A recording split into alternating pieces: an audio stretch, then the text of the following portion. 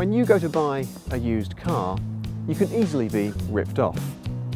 Dealers and private sellers alike will try to sell you bangers with common faults through to relatively new cars which are high mileage and overpriced. Dealers may be hard to find and in intimidating locations. Have you had it long? Sorry? Have you had it long? Any? Have you had the car very long? No, 2-3 weeks maximum.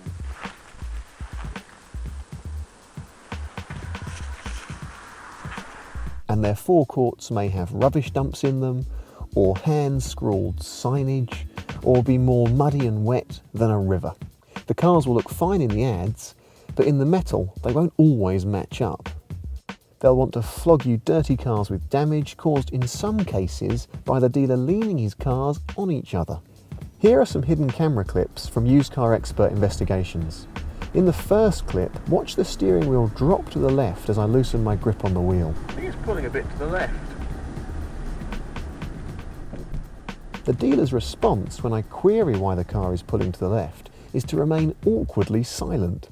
In this next clip, you can see a Mitsubishi Colt for sale, and when started, puffs out the blue smoke that gives away major engine problems. And just listen to this asthmatic sounding engine.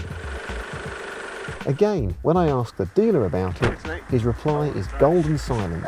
It's got a bit of a rattle, I'm not sure what it is.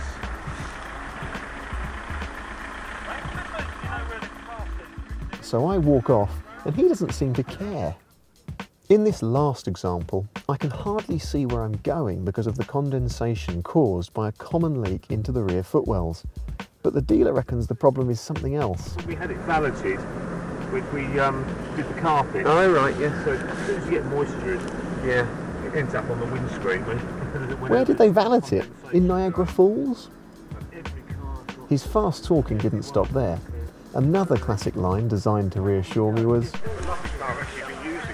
Oh really? Yeah, lovely car.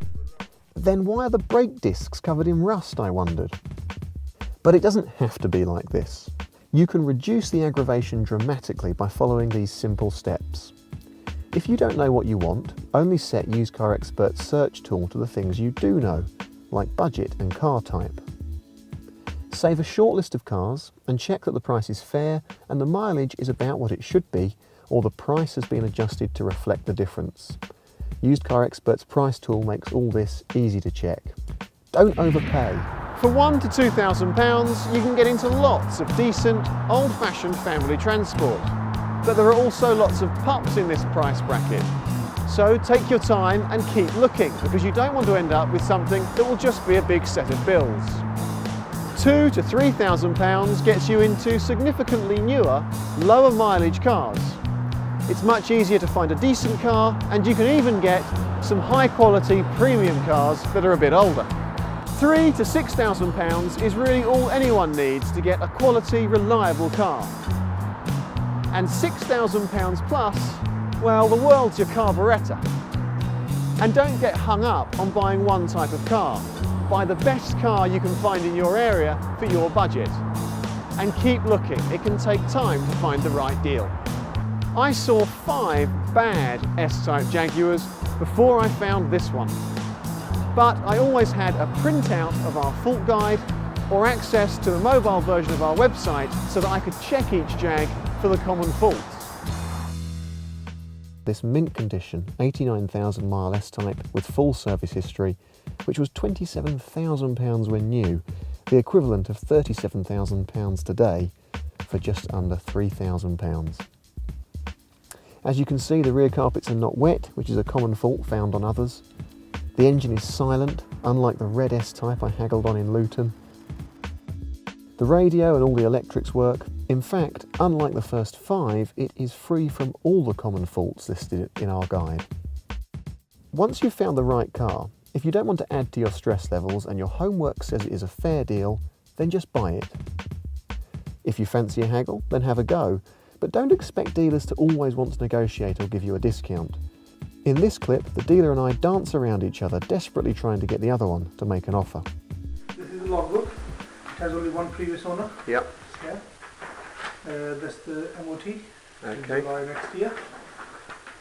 Thank And the service will be Got you.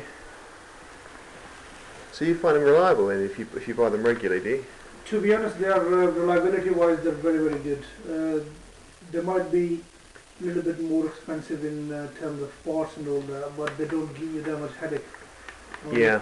If on a normal car, if you have to spend twice in a year, you probably have to spend once in a year on the Jaguar. So what would you take for it? Because obviously you know what you I mean, to be honest, if you would say there are bits and pieces, I would argue with that. I would agree with that because obviously it's an old car.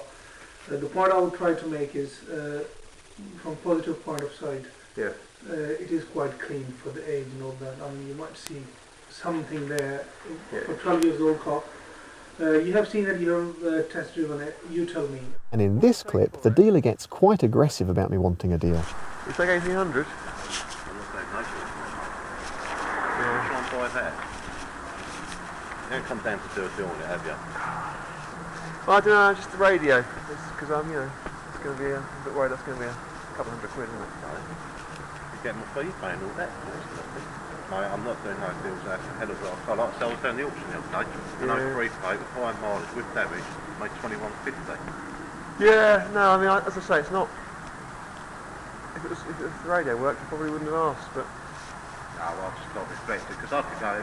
All I'd have to do is go and get one. I just think, what's that? I've got 22.95. I probably still sell it. Yeah.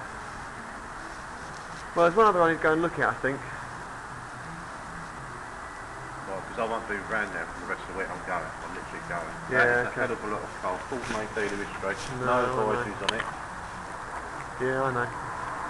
But I'll go and look at the other one, I think. Don't forget, if you're buying privately, get a data check.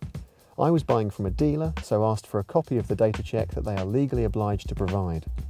When it comes to pay, the safest route is to arrange to come back with a bank check that you only hand over when the car is ready and as agreed. And remember, if you buy from a dealer, whether they give you a warranty or not, they're legally obliged to sell you a car that is fit for purpose.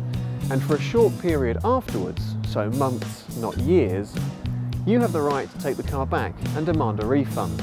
So if you've done your homework on price and mileage, and you have a good feeling about the car and the dealer, there's really nothing to worry about.